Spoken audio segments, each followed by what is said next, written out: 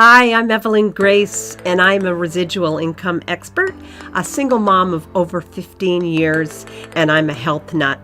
And I want to share with you today 3 tips for single moms on a budget. Number 1. Now, this may be a foreign word to you, but it's essential.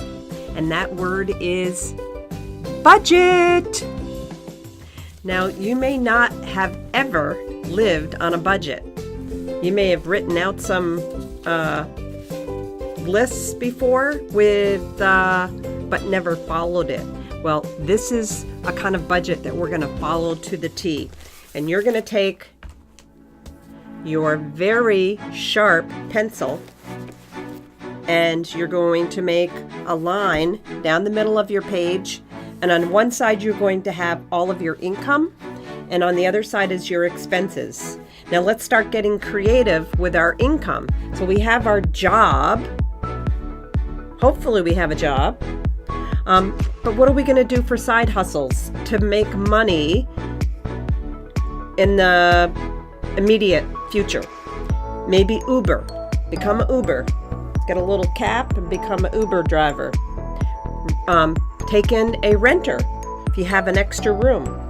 Rover.com. You can walk dogs or take dogs in for people who go away. Babysitting. There's a number of ways that you can earn extra money right away. And now let's look at your expenses. At the top of your list, of your expense list, is pay yourself first. And the reason I say that is if you've got debt that you need to retire, if you don't have any emergency fund, you need to start building one up. And even if you can't pay all of your bills right away, I think it's important that you still put away a little bit of money every month. So you decide how much that is, but that's at the top of your list. And then you're going to put the essentials down. And when I talk about essentials, I mean your rent or your mortgage, your insurance. If you have a car, if you have a car payment, the insurance on your car, and electric, heat, all of those things, water, garbage removal, any of those things. What isn't on that list is getting your nails done, going to the hair salon every 4 weeks. Not going to happen. Going out with your girlfriends for wine every Friday night. Not going to happen. No clothes shopping. Now, when I say that, I know that you have plenty of clothes in your closet. 99% sure that you have enough clothing that you can get by for probably a year or 2. Now, your kids, they may outgrow their clothes and you're going to have to do some shopping there. But really, oh my goodness, you can find so much clothing, secondhand clothing that is like brand new with kids for the most part. And if you have any family at all, I know in my family, they're constantly shuffling clothes from one family to the next. Whoever has the next baby, they're getting the next set of clothing. And it just keeps going around in a circle. So the concept here is you want to have, it's called zero-based budgeting. And at the end of the month, you want to have a zero balance. Not to say that you don't have more money in the bank. So the concept is if you have more money coming in than's going out, good job. And what that means is you are able to either pay down more debt or you're able to save more money. And the reality is 47% of Americans right now today would have a hard time coming up with $400 for an emergency. You don't want to be one of those. And really, if something happens to you, maybe you lose your job, you want to have some emergency funds.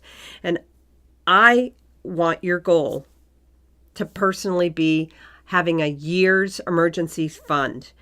So you don't have to freak out if something happens. So whatever your monthly expenses are, times that by 12, and that's your goal. So hopefully this has been helpful, and we're going to go on to number 2. For number 2, we are going to declutter our house, our closets, our drawers, and we are going to look for things that we can sell. So right now, I'm showing you a picture of one of my paintings. And I know that if I ran into trouble for money, that I could sell this for a fair amount of money. Right below that is a guitar. That's worth a fair amount of money. And this armoire, I wouldn't need it. I could sell it. It's just a piece of furniture. So the concept is looking around your house for different things that you might be able to sell. And number 3 is creating residual income so that you can have financial security and financial independence. And the number one way to do that is with a home-based network marketing business. And the government is going to give you tax incentives just for having a home business between $200 and $500 per month. And 20% of home-based businesses make between $100,000 and $500,000 per year. Now, wouldn't that change the financial outlook for your family?